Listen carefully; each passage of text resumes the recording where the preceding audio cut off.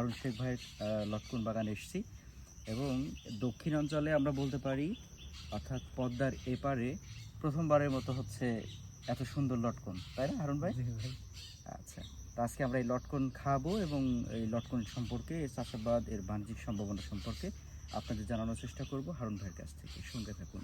আসসালামু আলাইকুম। ওয়ালাইকুম আসসালাম। হারুন ভাই, একটা অবাক করার ব্যাপার, পদ্মার এপারে লটকন হবে, এটা তো কখনো কেউ চিন্তাই করিনি। আমি তো বুঝতেই পারছিলাম না যে এই জিনিসটা আমাকে এদিকে হবে। বিশেষ করে আপনার যদিও আপনারা হচ্ছে ঢাকা বিভাগের মধ্যে, কিন্তু পদ্মার এপারে তো খুলনা বিভাগটাই শুরু, আপনাদের ফরিদপুরের পর থেকে। হ্যাঁ, তো এই যে মাগুরা, ঝিনাইদহ, কুষ্টিয়া, যশোর, ফরিদপুর, এই যে দক্ষিণ অঞ্চল যেটাকে বলা হয়, এই দক্ষিণ অঞ্চলে লটকন প্রথমবার কেমন লাগছে আপনার? খুব সুন্দর লাগে আমার কাছে। খুব ভালো লাগে। গাছের বয়স কত হলো? 9 বছর ভাই। 9 বছর। 9 বছর আগে দর্শক চিন্তা করেন, উনি কিন্তু 9 বছর আগে চিন্তা করছেন যে লটকন লাগাইতে হবে। কিভাবে এই চিন্তাটা করছিলেন?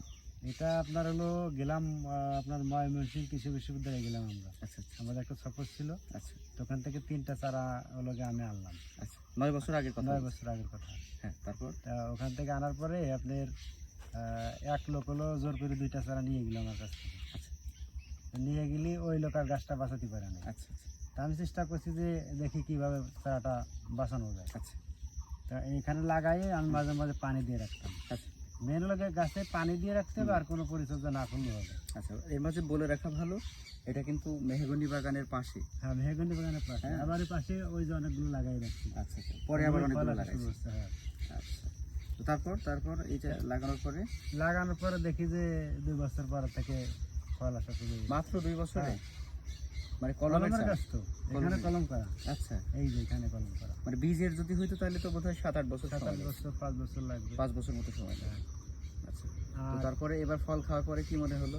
এবার ফল খাওয়ার পরে মনে করলাম যে বাজারে যে ফল খাই টক লাগে, আর আমার এই ফলটা আপনার খাই দেখি যে খুব মিষ্টি। আচ্ছা, মানে টকের ভিতর নাই, আপনি খেয়ে দেখেন নাই? এই যে টকের কোনো নাই এর ভিতরে। দর্শকদের একটু বলি যে এইটা হচ্ছে আমাদের আজকে যে থাই মিষ্টি লটকন বলা হচ্ছে, এবং এটার মধ্যে 3টা করে কোয়া আছে, কোনোটাতে 4টা আছে, 4টা আছে।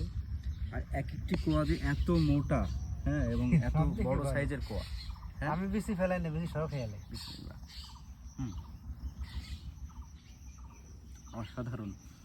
আমি লটকন আমার পছন্দের ফল, কিন্তু গাজীপুর, নরসিংদী, তারপর হচ্ছে ময়মনসিংহ, ভালুকা, ওইদিকে যে লটকনটা খেয়েছি ওটা হচ্ছে টক মিষ্টি। সাধারণত লটকন কিন্তু টক মিষ্টি হওয়ারই কথা, মিষ্টি হওয়ারই কথা। আপনার হচ্ছে পুরোটাই মিষ্টি। পুরোটাই মিষ্টি হয়েছে। হ্যাঁ, যদি আপনি খুঁজেন হয়তো একটু টকিশ ভাব হালকা পাবেন, সেটা আরও মিষ্টিকে বাড়াই দিচ্ছে। মিষ্টি